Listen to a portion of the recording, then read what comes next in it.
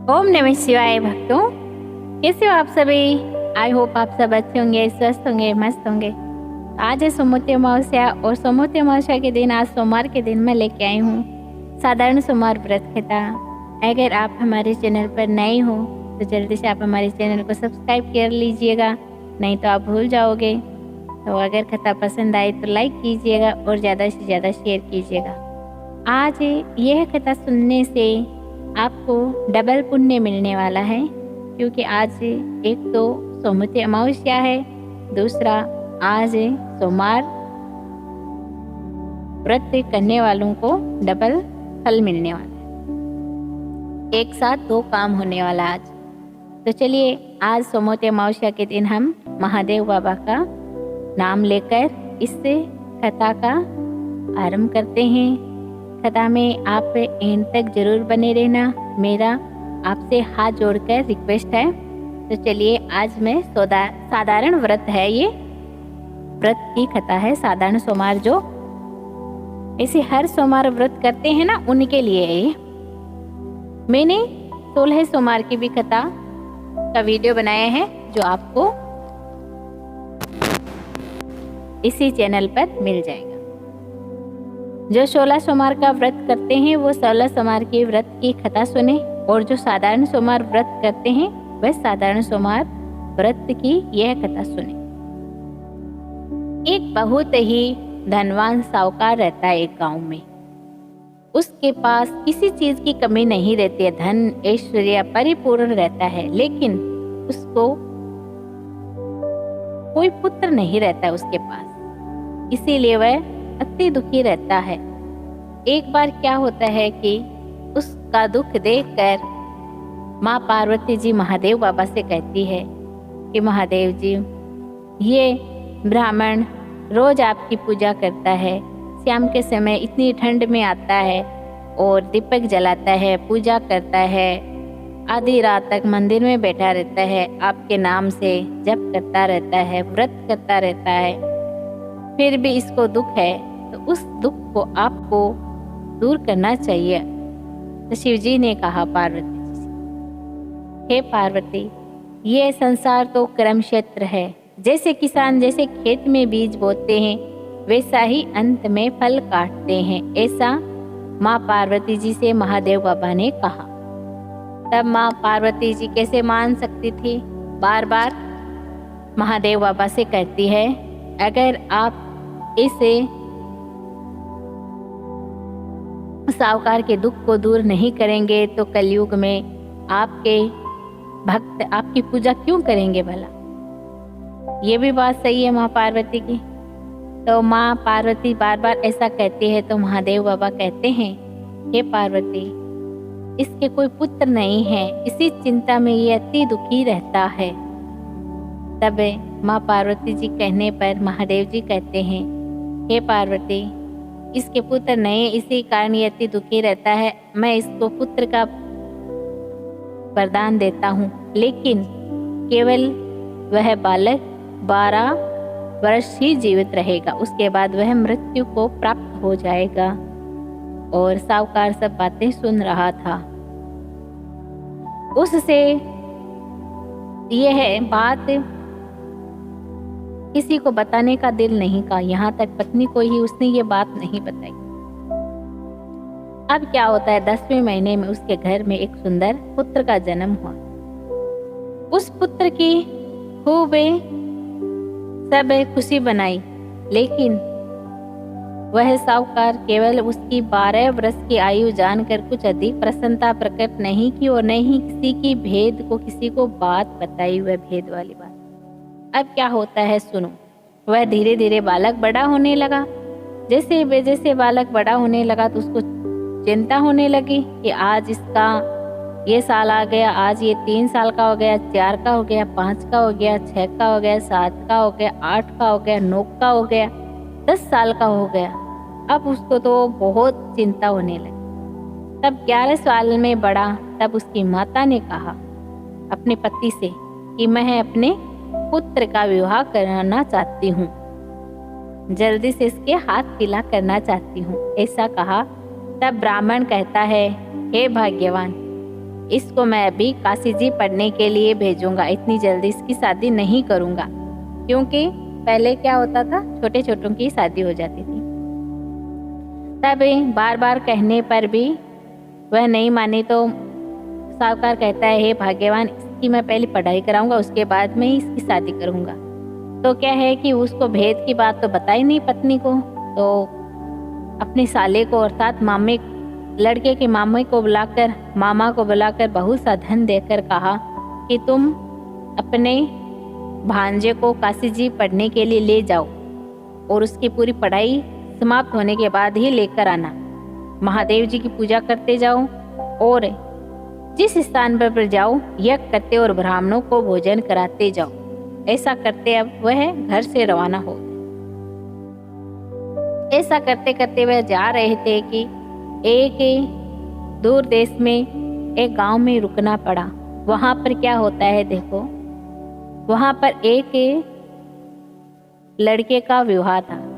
जो लड़का विवाह कराने के लिए आया था बारात लेकर, वह एक आंख से काना था, अर्थात वह एक आंख उसकी फूटी हुई थी, एक आंख ही थी, साफ थी।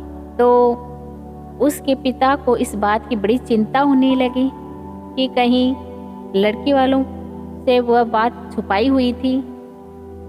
तो उस बात की वह बड़ी चिंता करने लगा। अति सुंदर वह साहूकार के बेटे को देखा तो उसने मन बनाया कि क्यों ना दरवाजे के सामने इस लड़के से काम चलाया जाए। तो मामा भांजे से बात की कि इसके बदले मैं आपको बहुत सा धन दे दूंगा अगर आप इतना सा मेरा काम कर दोगे।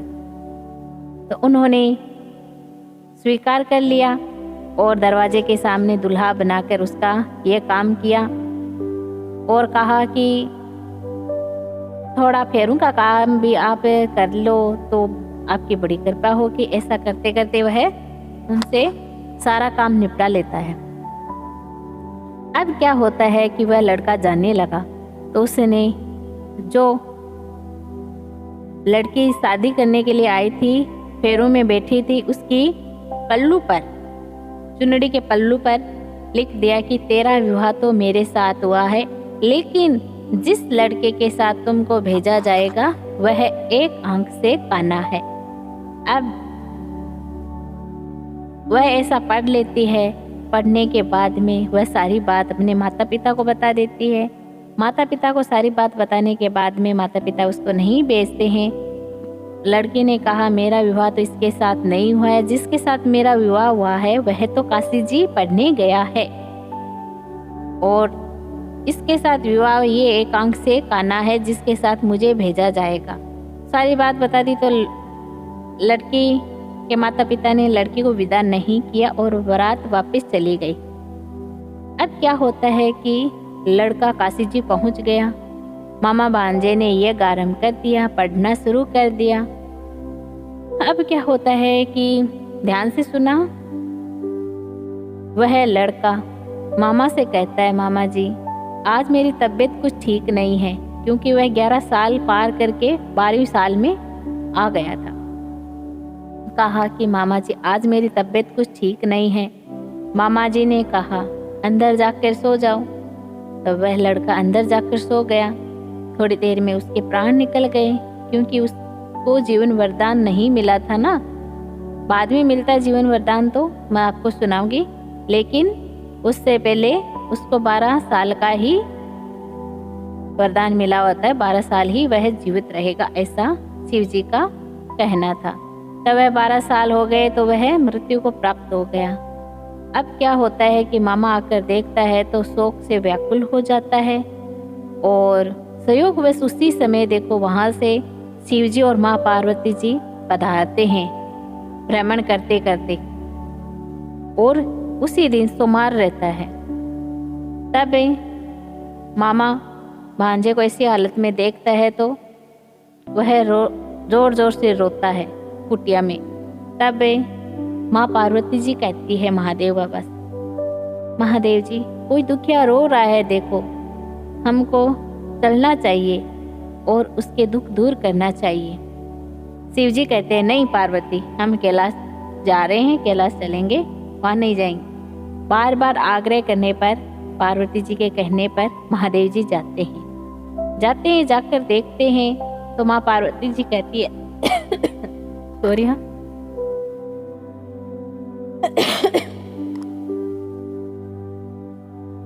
माँ पार्वती कहती है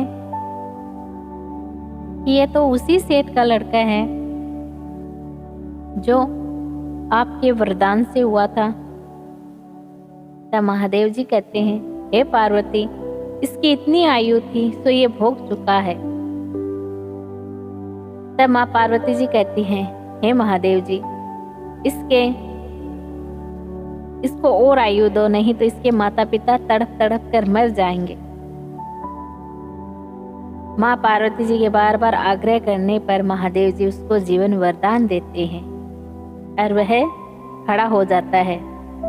और माँ पार्वती जी और शिव जी तो कैलाश चले जाते हैं। वह मामा भांजा यज्ञ करते और ब्राह्मणों को भोजन कराते कराते अपने गांव की तरफ चल पड़ते हैं।